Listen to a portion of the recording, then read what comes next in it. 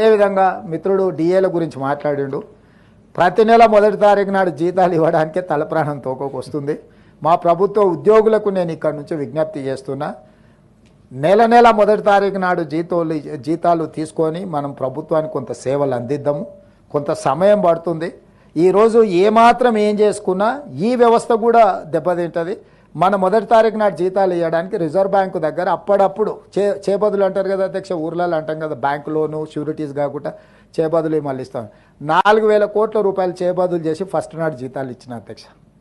Reserve బ్యాంకును ఇంకో 4-5 రోజులలో నీకు సర్దుతా నాకు వచ్చేదాన్ని బట్టి చేబదులు ఇవ్వని రిజర్వ్ బ్యాంకులో 4,000 కోట్ల రూపాయలు తెచ్చుకొని ప్రభుత్వ ఉద్యోగులకు మొదటి తారీఖు నాడు జీతాలు ఇచ్చిన అధ్యక్ష.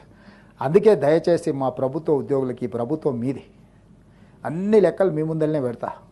ఏది ఎట్లా పంచుదామో చెప్పండి, ఏది ఆపుదాం ఏది పంచుదాం. మీ లెజిటిమేట్ రైట్ డిఏలు కావచ్చు, కరువు భత్యం కావచ్చు, ఇవన్నీ మీ లెజిటిమేట్ రైటే.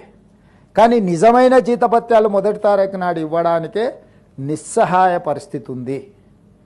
నిస్సహాయ పరిస్థితి ఉన్నప్పుడు అప్పుడప్పుడు మనకు జ్వరం వచ్చినప్పుడు పథ్యం పాటిస్తాం అధ్యక్ష. మీకు ఐడియా ఉంది కదా అధ్యక్ష.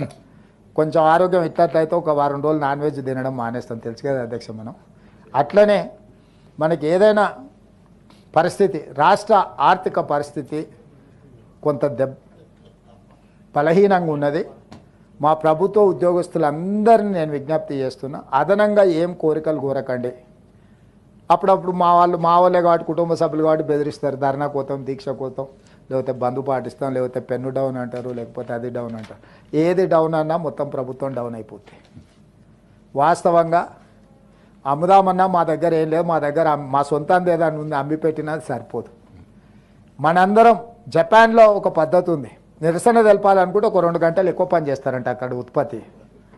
అంటే ప్రభుత్వానికి నిరసన తెలపాలనుకున్నప్పుడు జపాన్ లాంటి దేశంలో ఉద్యోగస్తులు ఒక 2 గంటలు అదనంగా పనిచేస్తారంట. అట్లాంటిది ఏదన్నా నూతన విధానాన్ని మా ప్రభుత్వ ఉద్యోగస్తులు తీసుకొని రోజుకొక 2-3 గంటలు అదనంగా పనిచేసి మా ప్రభుత్వానికి నిరసన తెలిపి ఆదాయాన్ని పెంచితే, పెరిగిన ఆదాయాన్ని తిరిగి మీకు అందరికీ పంచుతాం. ఆదాయాన్ని పెంచడం, పేదలకు పంచడమే ఈ ప్రభుత్వ విధానం.